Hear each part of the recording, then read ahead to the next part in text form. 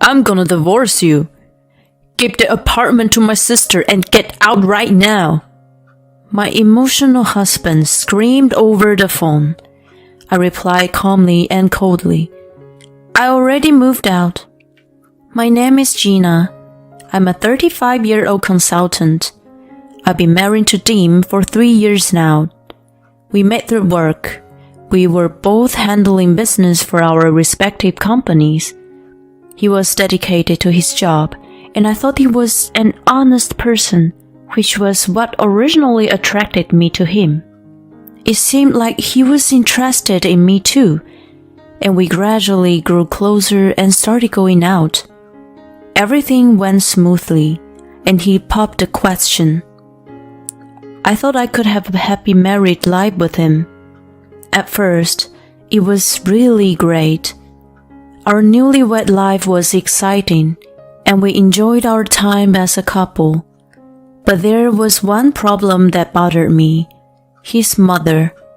Whenever I saw Shirley, she asked when we were having a baby.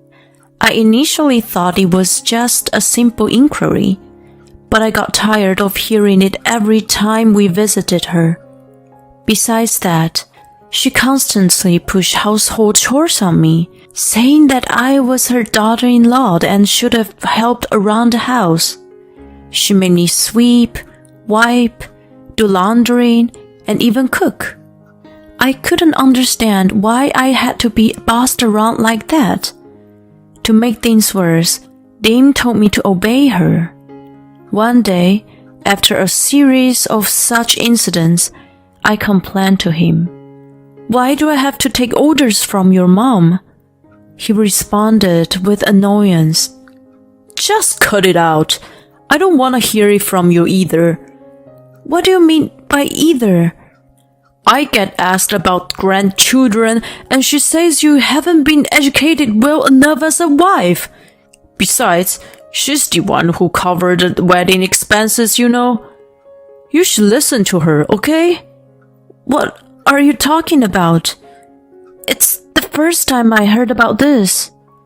When we got married, he had told me he'd covered the wedding and had paid about $20,000. I was impressed and thought he was a responsible person to have such savings. But it turned out he had just taken the money from his mother. I was completely disillusioned. You should have been honest from the beginning. Sorry, but I was worried that if I mentioned it, you might dislike me. I found his behavior dishonest and questioned his character. We owe her a lot, so please be nice to her. He begged me to understand. I realized that if she had indeed paid for our beautiful wedding, I should be thankful. By the way, my father-in-law had already passed away, and she was living alone. She paid a significant amount of money for us, so I felt grateful. When I visited her after that, I thanked and apologized to her. Listen, Shirley, I didn't know you covered the wedding expenses. I'm sorry for not expressing my gratitude earlier. Thank you so much. She wore a smug expression on her face and responded, I couldn't help but think how incredibly rude you are. Oh, I'm sorry. If you're really feeling remorseful, then get to work on the chores. Sure. I sighed, resigned to the fact. Her house was much bigger than ours, so the chores were incredibly taxing. To make matters worse, Dim wanted to visit her about 3 times a month. It's not nice to leave my mom all alone, you know?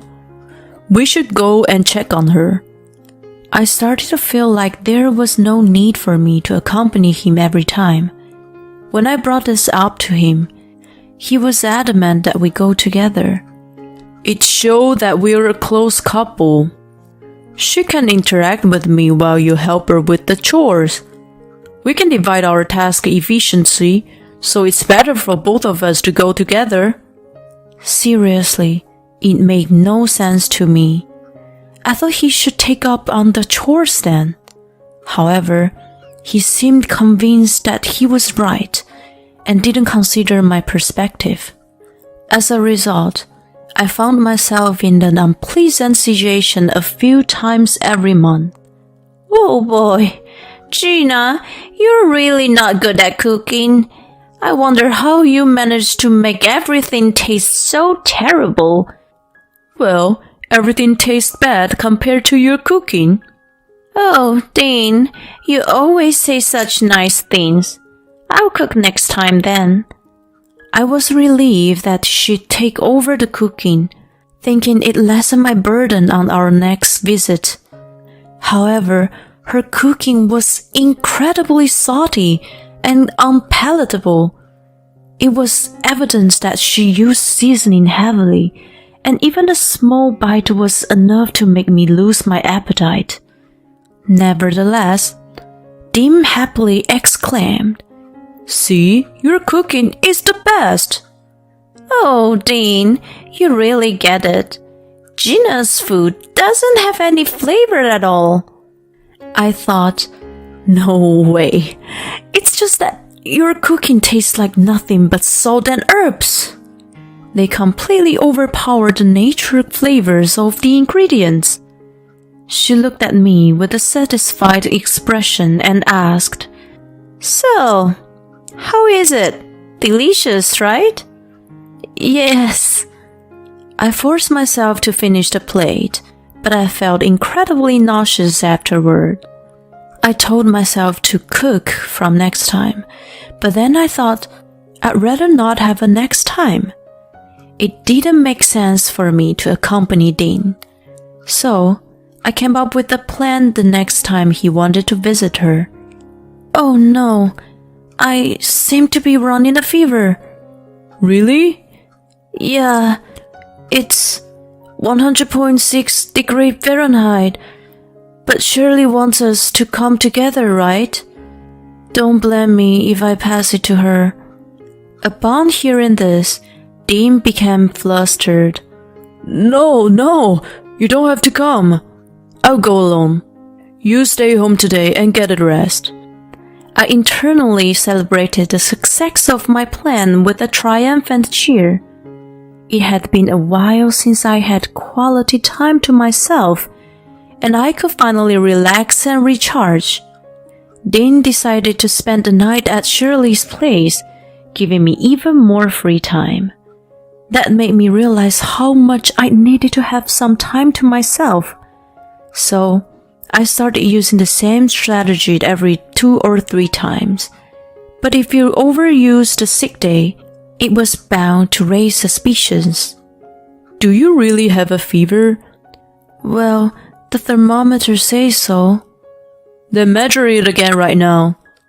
I hesitated, thinking my scheme would be finally discovered. While measuring my temperature, I slightly rubbed the thermometer to make it read high, but if I had to take it in front of him, I couldn't do that. See, it's 96 degrees Fahrenheit.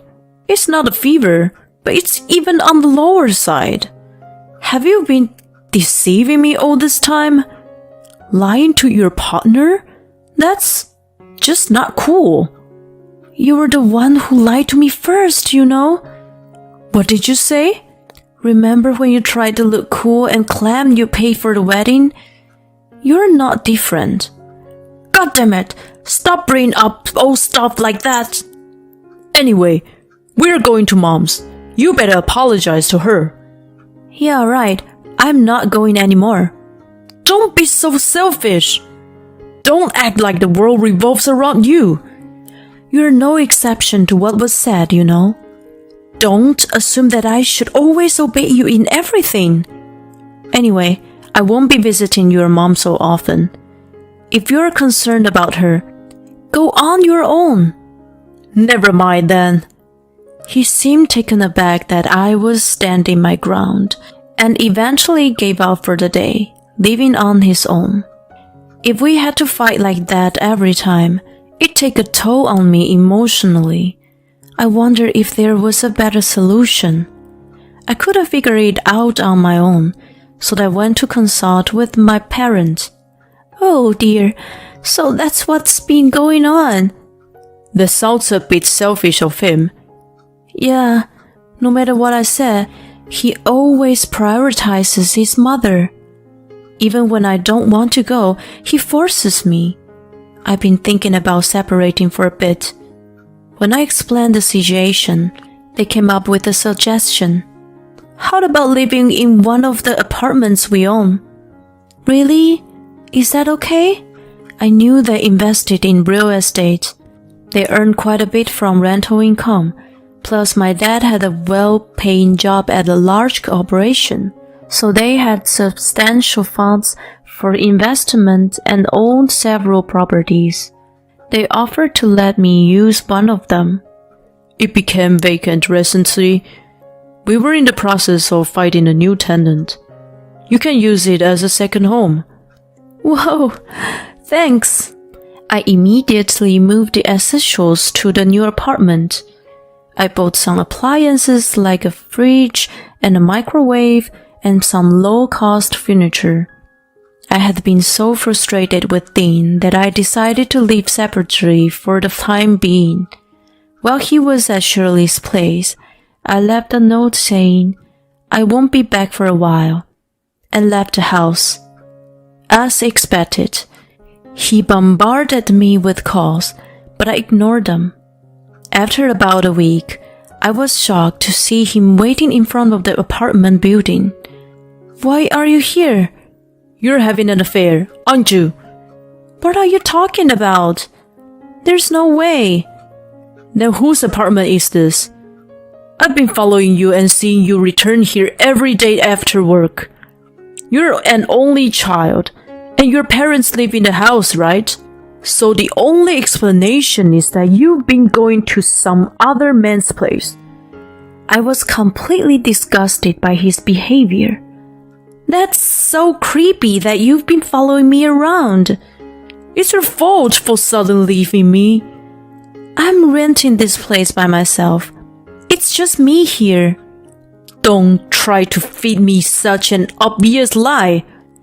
Then why don't you come inside and see yourself? I reluctantly let him into my apartment. There was no evidence of another man living there. He searched the entire place, but found nothing. It seemed he finally believed me. Why did you rent this place in the first place? Why don't you ask yourself that question? You should realize how carelessly you've treated me all this time. What? I've been considerate of our life together. What about your mother? You tried to force me to visit her even when I didn't want to. Did you ever consider how stressed I was?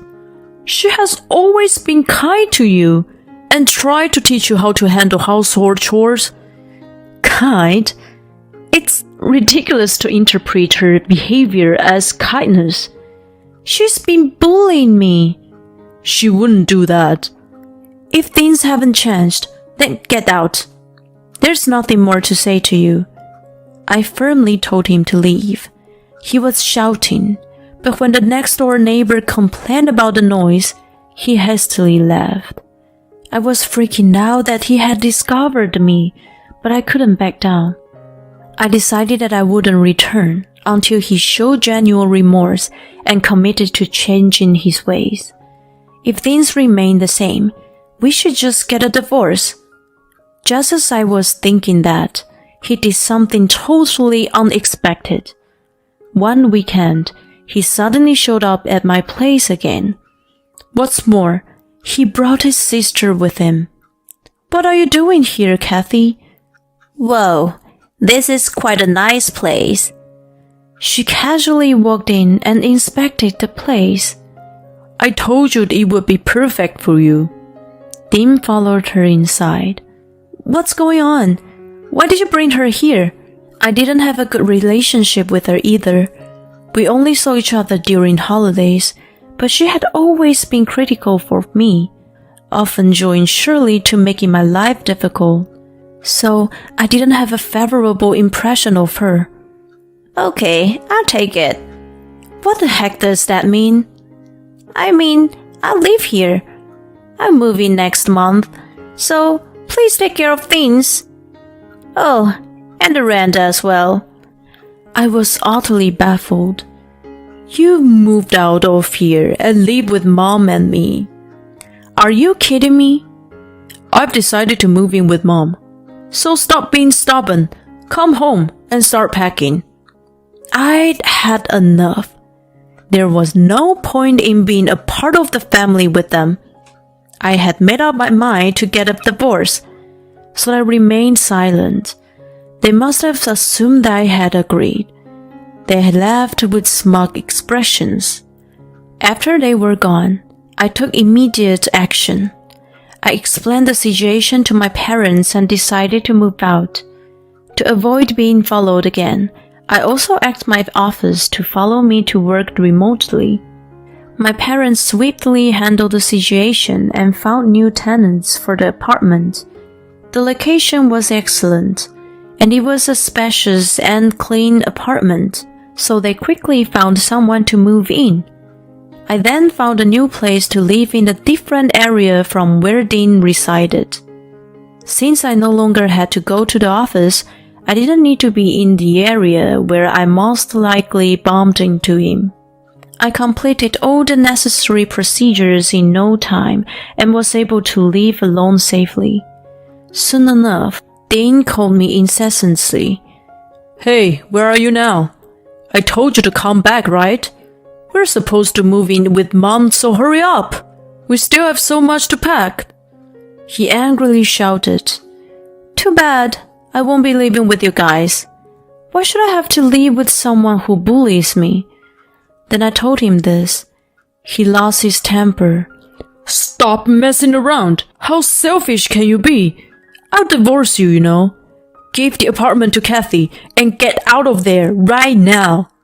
He was worked up and screamed over the phone. I responded calmly and coldly. I've already moved out. I've been living somewhere else. He must have been surprised and calmed down a bit. You should have told me that sooner. I'll let her know. If you already moved out, then stop being stubborn and just come back. You actually miss me, don't you? I was amazed by his optimism.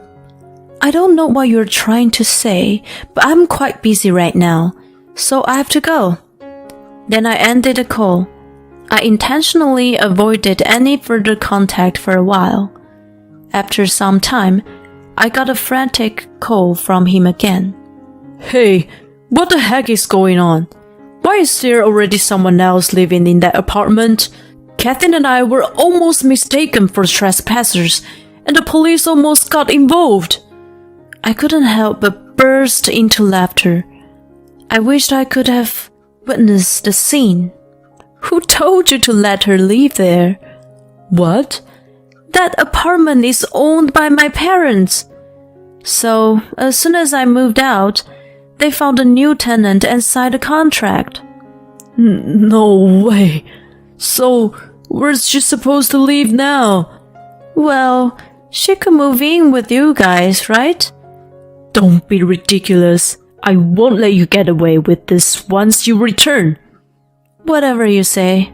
We're getting a divorce for sure. Huh? I've already made up my mind to serve times with you guys. I won't be living with your mom in a million years. What? Divorce? Are you serious? I'm always serious. It's you guys who are out of your minds. Well then, let's discuss things through lawyers. Then I hang up the phone. Later, I demanded a divorce through a lawyer. I also sought compensation for the emotional distress I had suffered due to the harassment from the three of them. They were completely flabbergasted by the fact that I went after them. At present, they're living together at their family home. Shirley squandered her late husband's inheritance, and Kathy doesn't work or do any housework. All the financial burdens have fallen squarely on Dean, who doesn't have a particularly high income. As a result, They're living a financially strained life. They brought this upon themselves, and it serves them right. On the other hand, I'm comfortably continuing my life, working and enjoying living alone. I plan to increase my savings for a while, discover some hobbies, and continue to build a fulfilling life.